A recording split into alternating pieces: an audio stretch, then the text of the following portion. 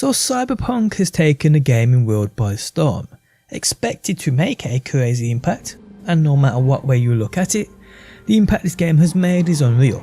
Today we check out the news surrounding Cyberpunk 2077, recap on a few things dropped over the Christmas holiday, and then take a look at the first DLC marketing to the world of Cyberpunk. How's it going guys, my name's DPJ, and if you enjoyed this video, leaving a like really helps out, and if you like what you see and want to see more, be sure to subscribe. So Cyberpunk, depending on who you ask, is either an incredible game or is ruined by bugs. Me personally, I believe this game is incredible, and I know most of you guys already know my opinion on this.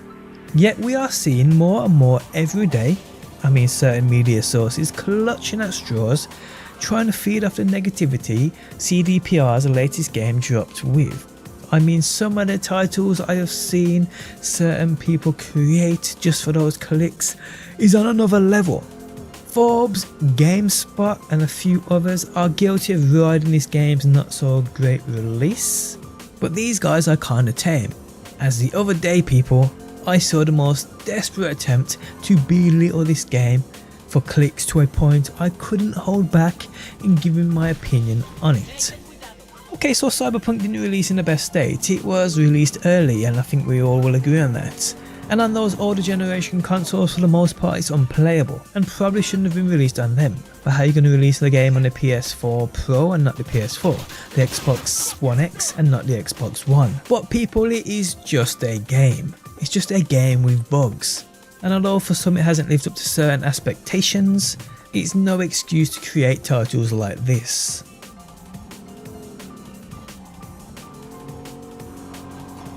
What the heck were Paste thinking?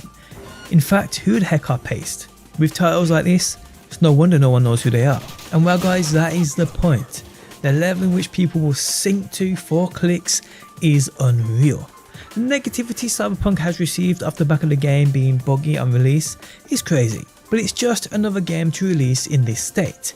I can remember hundreds of other games, many worse, but because they ain't massively in that limelight, these dopey companies and their daft employees ignore said games and only witch hunt things that will in turn generate themselves profit in clicks.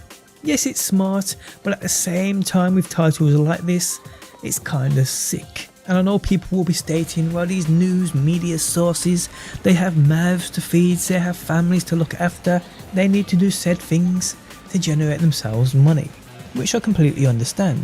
But living off or praying for the demise of a game which basically supports many other people in terms of devs and so much more, who also have mouths to feed and families to look after, in my opinion isn't the way to go about it. At the end of the day, Cyberpunk is a great game. I'd say it's amazing. But let's be real here, it was never ever going to live up to the hype some people were putting on it. And well, that's the problem. The more something is hyped up, the more backlash it gets upon release when said game doesn't live up to that hype. Whereas you have many people like me and you, we know exactly what kind of game this was going to be. And while the only disappointment I've had so far is just that one sex scene with Panem. But hey, that's a different theme for a different video. But jokes aside, I do think this game is amazing, and with almost 300 hours in so far, and really just getting started in terms of other things I can do and plan to do, I think I know what I'm talking about. But yeah guys, Cyberpunk is seemingly riding out these negative opinions, and that really hurts some people. So as bad as it sounds guys, expect more crazy articles like this one to pop up from time to time. People will nitpick the smallest of details, blow it out of proportion just for those clicks. Now on a more positive note, Cyberpunk has surpassed 13 million copies sold, which is a staggering figure. And when we get those Christmas sales stats too, I'd expect at least another few million on that, maybe even more. And yes, I know some people ask for refunds, and I agree with the option to be there for many folk who were unhappy with the game, but for the majority, the game is going great. And 30 million in sales kind of proves that. It is a great number.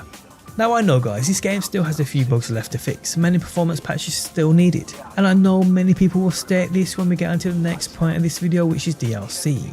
And while CDPR have started their DLC marketing campaign with a new page on their site, which went live I believe earlier today or last night, which you guys can see on screen now.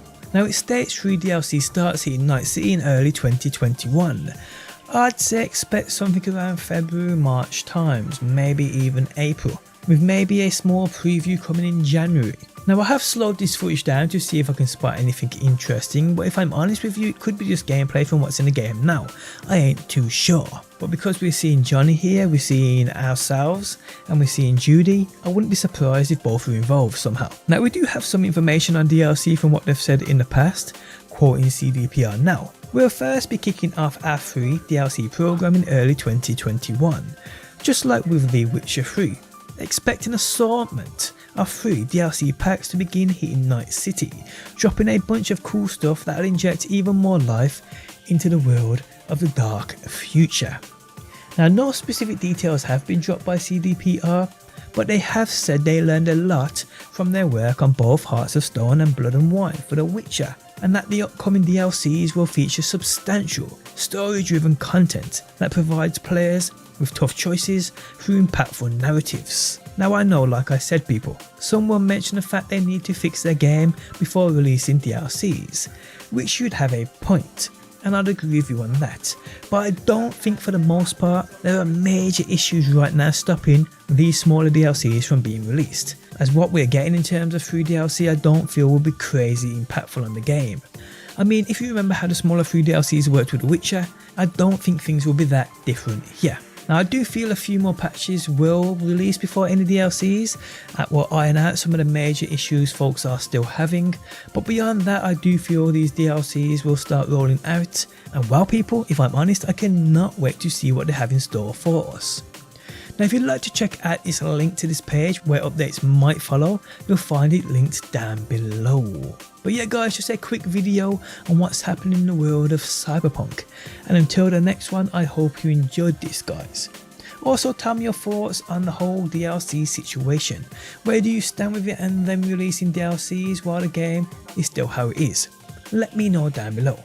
And on that note, we have come to the end of the video. If you guys enjoyed it, leaving a like really helps out. If you're new around here and want to see more Cyberpunk on a daily basis, be sure to subscribe. And if you never want to miss a video I upload and get my videos first, turn on those notifications by hitting that bell button. But guys, thanks as always for stopping by. Hopefully you enjoyed the video, and hopefully I will see you on that next one.